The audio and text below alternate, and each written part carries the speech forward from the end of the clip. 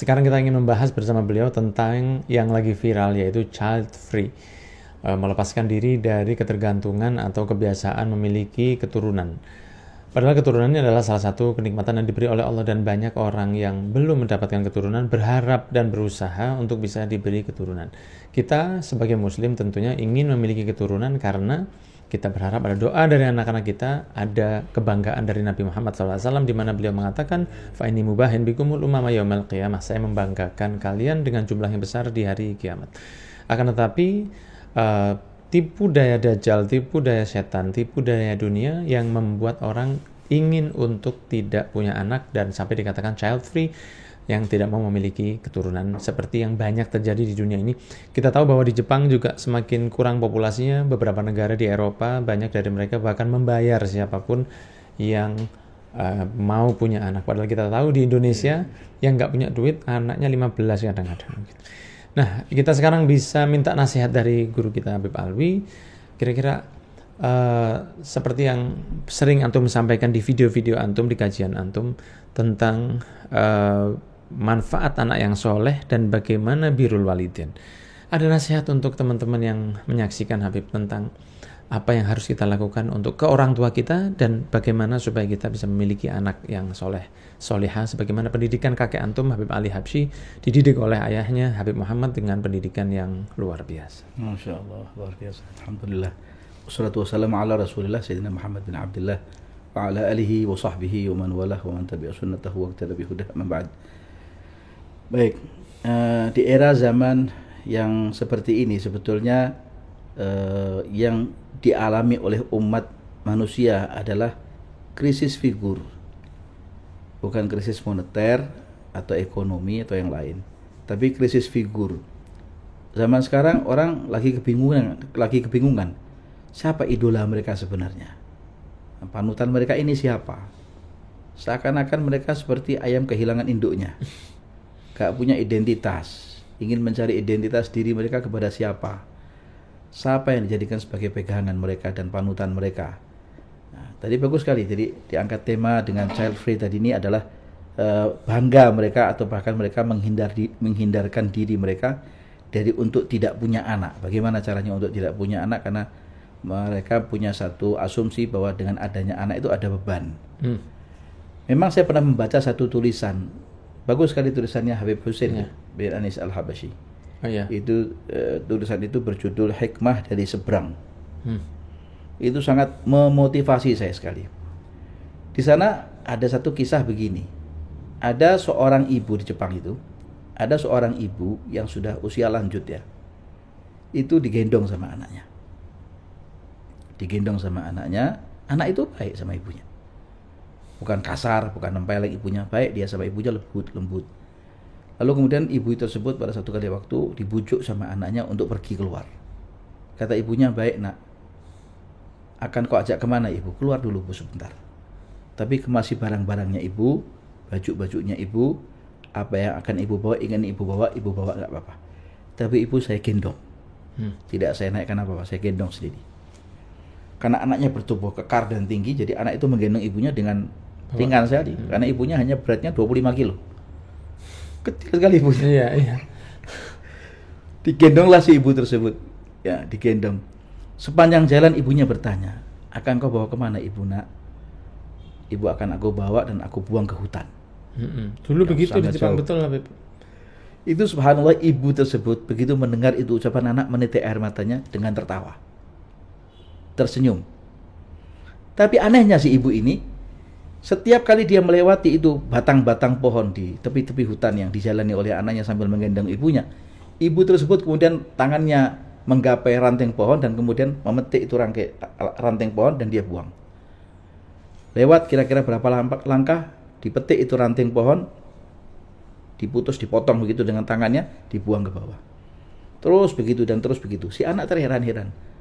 Untuk apa ibu membuang ranting-ranting pohon ini, yang kecil-kecil ini ke tanah bu? Supaya kau pulang tidak tersesat nak. Allah. Kau buang ibu gak apa-apa, yang penting kau suka, kau senang, kau bahagia. Ibu bahagia kalau kau bahagia. Masya Allah. Tapi ibu gak suka kalau kau pulang kau dalam keadaan tersesat. Pulanglah tidurlah kau dengan istrimu dan anak-anakmu dengan bahagia. Ini kejadian nyata. Kejadian nyata. Anak itu menangis. Dia peluk ibunya. Dia gotong ibunya dan dia bawa pulang. Nggak jadi dibuang di... Nggak jadi dibuang ibunya. Allah. Begitu sayangnya seorang ibu kepada anaknya, ketika anaknya akan menzalimi ibunya, ibunya mengatakan, kau boleh pulang, jangan sampai ke jalanmu tersesat. Sehingga ibu kemudian harus memotong ranting-ranting pohon tadi ini dengan tangan ibu yang lemah ini supaya kau tidak tersesat jalan. Luar biasa ini. Ini kejadian nyata, bukan kejadian dongeng atau cerita. Itulah yang kemudian menjadikan bahwa kita sebagai seorang anak itu wajib. Islam itu adalah agama yang paling indah. Tidak ada kepercayaan sekomplit agama Islam. Tidak ada kepercayaan yang seindah agama Islam. Tidak ada kepercayaan yang sangat mulia dan memuliakan orang yang di atas kita atau di bawah kita seperti agama Islam. Dengan cara birru aba'akum tabarrukum abna'ukum. Baktilah kau kepada orang tuamu, nanti anak-anakmu akan bakti kepada kamu.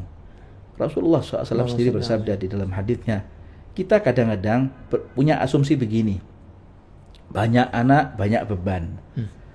Kalau saya teringat dengan pesan orang-orang tua ya, bukan hadis, bukan warid, akhbar atau apapun, banyak anak, banyak rezeki. Ayo. Banyak anak itu malah justru banyak rezeki. Tazawwaju tanakahu taksuru fa inni mubahin bikumul umama yaumal qiyamah. Suruh banyak kita banyak keturunan, karena justru dengan banyak keturunan itu adalah membanggakan hati Rasulullah sallallahu alaihi wa ala alihi wa sahbihi wasallam.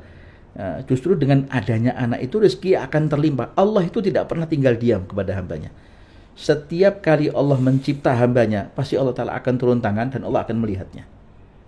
Beban orang ini yang satu anaknya dengan beban orang ini yang 10 anaknya berbeda. La ta'khudhuhu sinatun wala naum, itu harus terhujam di hati kita. Keyakinan harus betul-betul ada di dalam hati kita. Supaya kita tidak punya satu pegangan bahwa tadi semacam tadi meninggalkan itu semuanya. Jadi seperti itu. Jadi seperti itulah keadaan. Pendidikan itu penting ternyata. Pendidikan itu penting karena zaman ini adalah zaman orang di mana time is money. Iya. Waktu adalah uang. Gak bisa dibeli dengan apapun. Jadi kalau ada orang tua, sehingga orang tua ini nanti kalau dia sudah besar, dia akan dibuang oleh anaknya, sehingga lebih baik gak punya anak.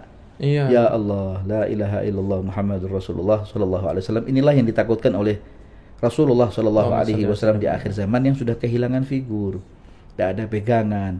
Lihat orang-orang tua kita yang dahulu, ya, mereka banyak anaknya, pabriknya 10, iya. Rumahnya di mana-mana, tanah balang biji salak itu tanahnya dia. Subhanallah, anaknya masya Allah banyak di mana-mana. Dia punya anak, dia nikah sana, dia nikah sini, lapang hatinya, besar hatinya. Karena itu penting buat kita ini. Memang sekali lagi saya katakan bahwa al-madar kulluhu fit tarbiyah.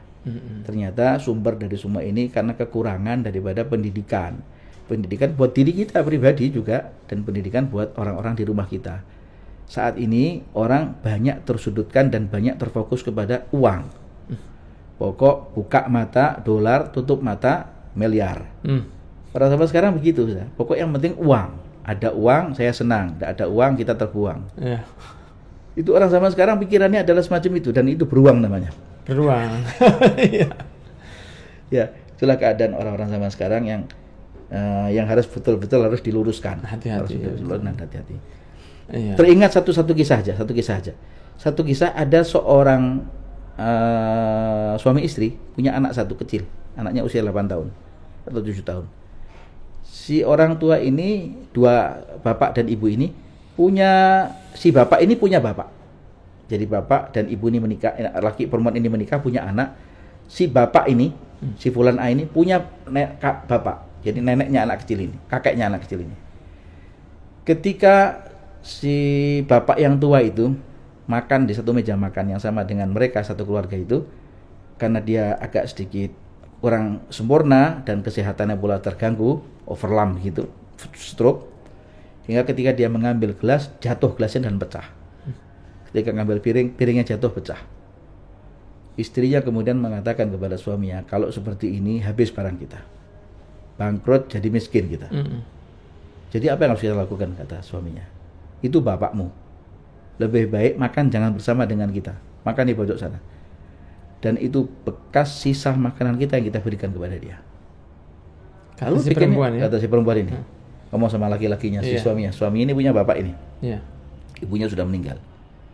Lalu kemudian si bapak ini kemudian menggergaji kayu.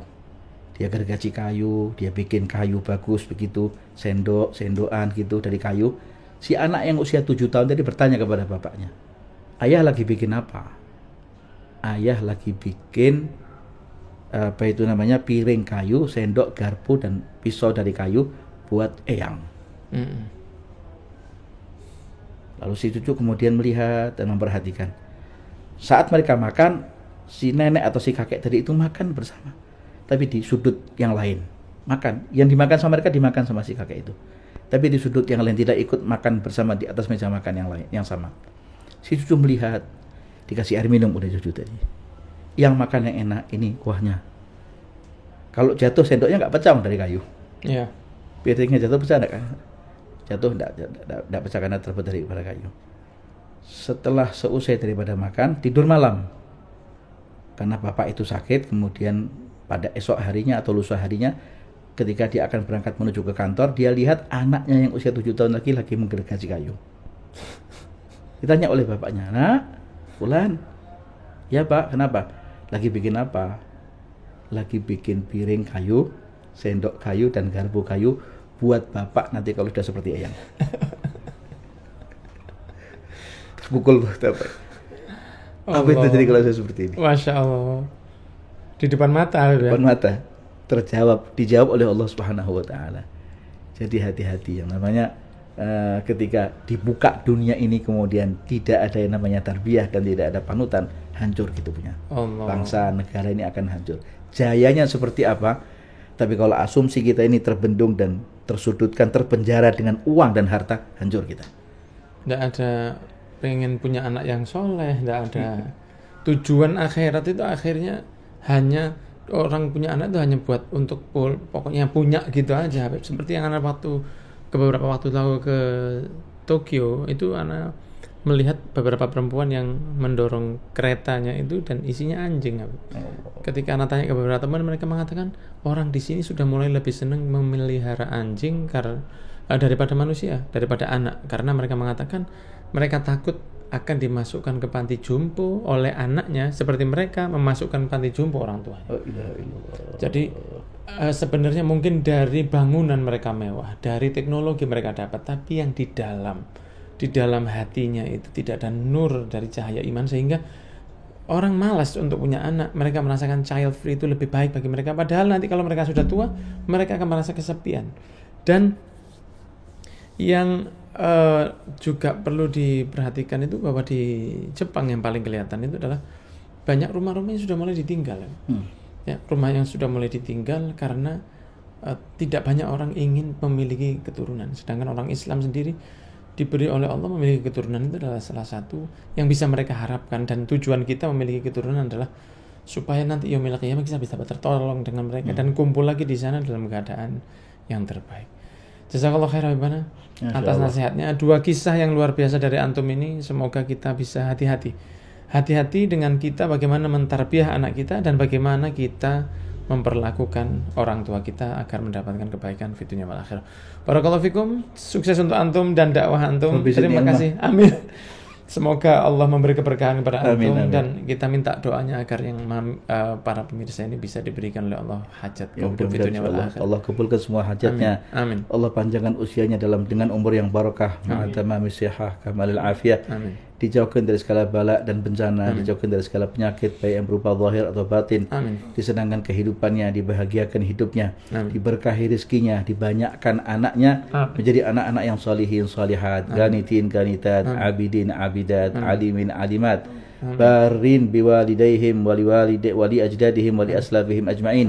Mengikuti jejak langkah datuk-datuknya yang saleh, leluhurnya yang salihin salihat, ganitin ganitat, menjadi qurrat ain li sayyidil mursalin khulafaihir rasyidin ya rabbal alamin wa ya akramal akramin. Allahumma ja'alna wa auladana minal ulama minal adqiya minas sulaha minan nujaba wa minal fuqaha wal awliya ajma'in ya rabbal alamin. Allahumma ihfazna wa iyyahum min syarri ahli zamanihim wa syarri fitnati zamanihim.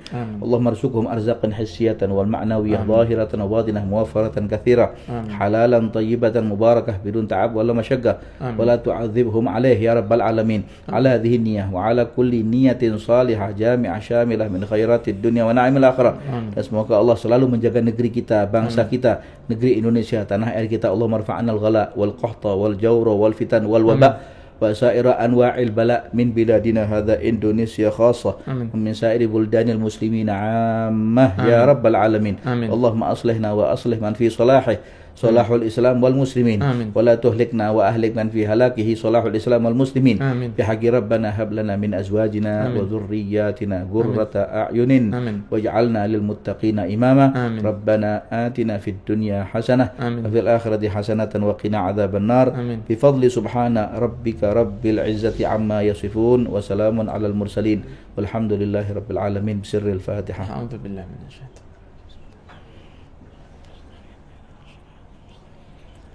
Jazakumullah ahsanul jaza. Dan kepada semua pemirsa Lifehack Podcast, insyaallah kita akan berjumpa di podcast berikutnya. Barakallahu fikum. Wassalamualaikum warahmatullahi wabarakatuh.